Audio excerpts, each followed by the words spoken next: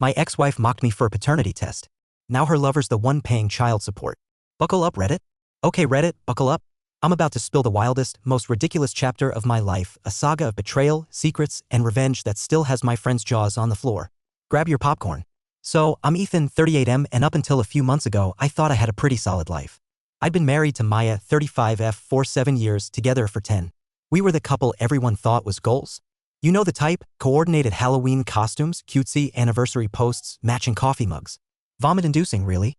Anyway, Maya and I had been trying for a baby for over a year, and when she finally got pregnant, I was over the moon. She was radiant, glowing, the center of attention at all our gatherings. But here's the thing: somewhere around month 5, I started noticing cracks. First, Maya got super cagey with her phone. Late-night giggles, whispered convos. And then there was Ryan, my old college buddy who suddenly turned into Maya's pregnancy support BFF. Blonde, blue-eyed, gym rat Ryan. Always dropping by with organic smoothies and pregnancy books. I told myself to chill and new dad nerves, right? But when our son, Oliver, was born, I felt off. Don't get me wrong, I adored the kid. But Oliver was the spitting image of Ryan. Blonde curls, ocean blue eyes, even his dimples, none of which came from me or Maya, who were both dark-haired and brown-eyed. Friends joked, must be a throwback gene, but deep down, I was spiraling. About 4 months in, I decided to settle the matter. I ordered a paternity test, mostly to quiet my own head. When I told Maya, she burst out laughing. Ethan, you're being ridiculous. Insecure much?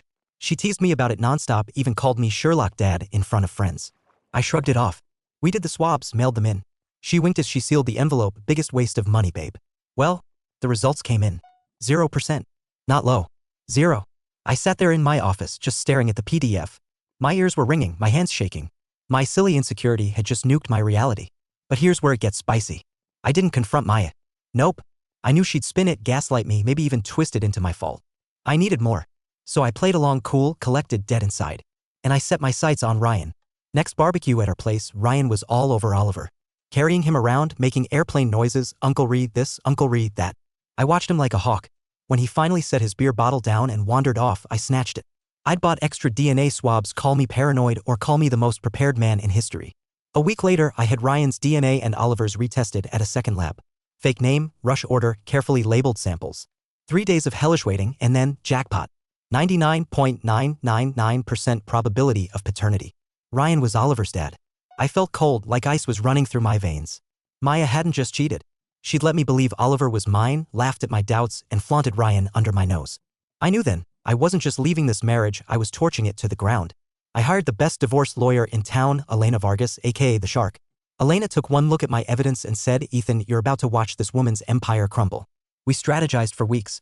I moved into the guest room, feigned sleep deprivation, let Maya think I was unraveling quietly. Meanwhile, I was marshaling my forces. The day we served her the papers, I made sure I was out, coffee shop, laptop, pretending to work. Not 5 minutes later, my phone lit up like Times Square on New Year's. Not from Maya, from her shiny new lawyer, Mr. Callahan, the human megaphone. He left me a voicemail so full of legal threats I half expected him to demand my sneakers and watch. Elena calmly emailed him both paternity reports. 10 minutes later, Callahan called back, noticeably less smug. Elena put him on speaker. Callahan, panicking, Maya, what the hell is this? Did you know Ethan isn't the father? Ryan? Seriously? Explain this now. Apparently Maya hadn't clued him in. Oops. That was just the opening act. Maya went full meltdown. She called me sobbing, raging, bargaining, sometimes in the same voicemail. Suddenly I was the villain. Ethan, you're destroying our family. You're heartless. How could you blindside me like this? Then the guilt tour began. Maya's sister, Kelly, called to shriek at me. You're humiliating her. Everyone makes mistakes. I calmly reminded Kelly that everyone doesn't pass off another man's baby as their husband's. Click. Her mom, Diane, tried the weepy approach. Ethan, sweetie, Maya's distraught. She loves you. It was a moment of weakness. I told Diane to let the lawyers handle it. Click. And Ryan? Oh, Ryan went full ostrich, head in the sand. He stopped coming around, but when I ran into him at the gym, he actually tried to nod at me. Like we were still buddies. Unbelievable. But wait, it gets worse. Maya drained the last of our joint savings trying to lawyer up, but the account was already frozen, thanks to Elena. She texted me furious rants, you owe me. I gave you the best years of my life. You can't just throw me out with nothing. She even claimed I damaged her reputation by telling people. For the record, I told nobody, but legal papers fly and people talk. And just when I thought Maya couldn't stoop lower, animal control showed up at my door. Someone had anonymously reported that I was abusing my dog, Max, 12-year-old golden retriever, happiest fluffball alive. The officer took one look at Max, wagging his entire body, and apologized. I was seething. Maya was trying to weaponize Max against me. Meanwhile, Ryan's lawyer, yes, Ryan lawyered up, sent me a cease and desist letter. Apparently, I was defaming him by telling people he fathered Oliver. Elena nearly fell out of her chair laughing. She immediately drafted a response attaching the certified DNA reports and warning of impending legal action for child support. Let them sue, Elena smirked. Discovery will be a blast. The war was on and I wasn't blinking. After the cease and desist debacle, the tone changed. Ryan went from frat boy cool to deer in headlights. The smug glances vanished. He was ducking me, ducking Maya, ducking reality. His lawyer never followed up after Elena hit back with receipts. The DNA results were nuclear. They didn't want smoke, they wanted cover. Maya? Oh, Maya decided to double down. Her new angle was that I had manipulated her by not revealing the test results immediately. You gave me false hope, she texted. You let me think we had a future just to pull the rug out from under me. Olympic-level mental gymnastics. She wasn't done. Now she wanted the house, which I owned before marriage, monthly alimony, half my retirement, and backdated child support for the time she thought I was Oliver's dad. Yes. Really? Elena nearly choked on her green smoothie when she read the filing. Is she serious? She asked, scrolling. This woman is trying to retroactively bill you for her own fraud. Mediation was scheduled. I expected fireworks. What I got was a meltdown disguised as a legal proceeding. Maya showed up an hour late, sunglasses on indoors, clutching a cold brew like it was a holy relic. Ryan was nowhere to be seen. Her lawyer, Mr. Callahan, looked like a man who had aged a decade in a week. The mediator, a stone-faced woman named Barbara who radiated courtroom fatigue, opened the meeting. Maya launched in immediately. He took advantage of me when I was emotionally vulnerable, she sobbed. And now he's punishing me for it. I didn't cheat out of lust, I cheated out of loneliness. Barbara, without missing a beat, regardless of emotional state, paternity fraud is considered legal misconduct in this jurisdiction. Maya's jaw actually dropped. She stammered, then changed tactics. Well, Ethan always liked Ryan. Maybe he wanted this deep down. Maybe he can't admit that he feels emasculated by their bond. Elena looked at her like she'd grown a second head. Are you suggesting Ethan secretly wanted to raise Ryan's child? I was so glad I kept my face neutral. Internally? Screaming. We made our offer. $10. A symbolic nuisance settlement. Maya scoffed. 10,000? You think my pain is worth less than your ugly car? Elena blinked. No, Maya. $10. That's when Maya stood up and yelled at the mediator. He's a vindictive narcissist. He's ruining my life because he can't handle a strong woman. Barbara, stone cold, this is not a productive tone. We're ending for today. Back to square one. And then came the smear campaign. Maya and her sister Kelly went scorched earth. Vague Facebook posts about betrayal.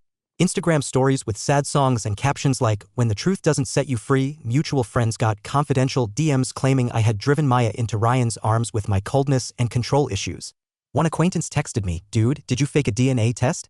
I screenshotted everything, sent it to Elena. Her reply, keep stacking the file. We'll need it.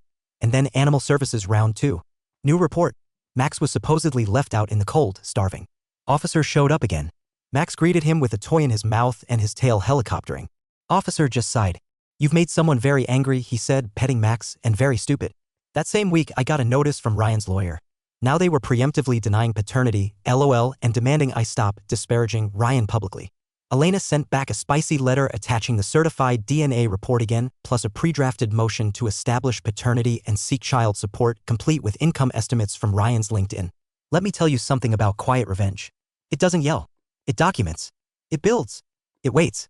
Elena subpoenaed Maya's bank statements. Found a credit card I didn't know existed, maxed out on dinners, Airbnbs, and what appeared to be lingerie charges, all while we were supposedly reconnecting. She even billed a couple's massage to it, one I never attended. We filed a motion for dissipation of marital assets. Maya freaked.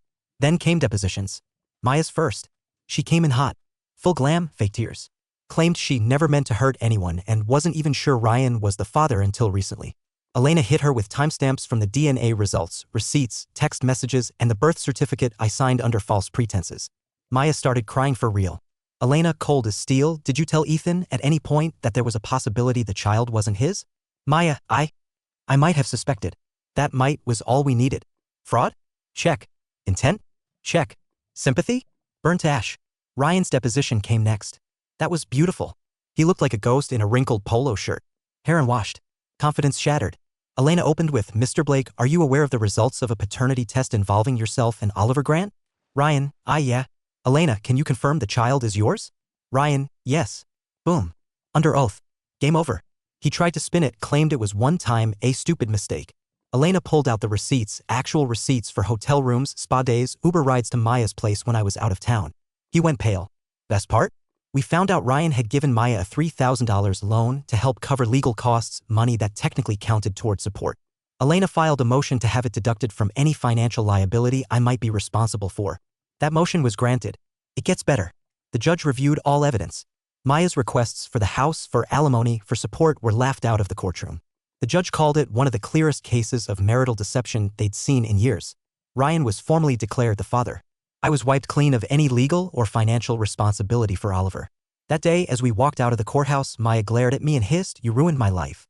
I looked her dead in the eye and said, "You did that all by yourself." After the depositions, it was just cleanup.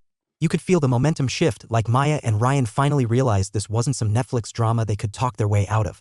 This was real. Court was real. Lawyers were expensive. And evidence? Relentless. Elena went full beast mode. We subpoenaed even more: Maya's PayPal, Venmo, her little side hustle, influencer gig. Turns out her whole part-time social media marketing thing brought in more than she claimed, close to $2,000 per month, not $1,500. She conveniently forgot to mention the brand deals. We also tracked a few suspicious transfers to Ryan. Romantic? Maybe. Sketchy? Definitely. Elena included it all in our final brief.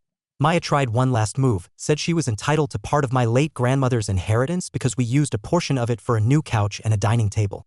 Total cost? $1,200. Total desperation? Maxed out. The court wasn't buying it. My inheritance stayed mine.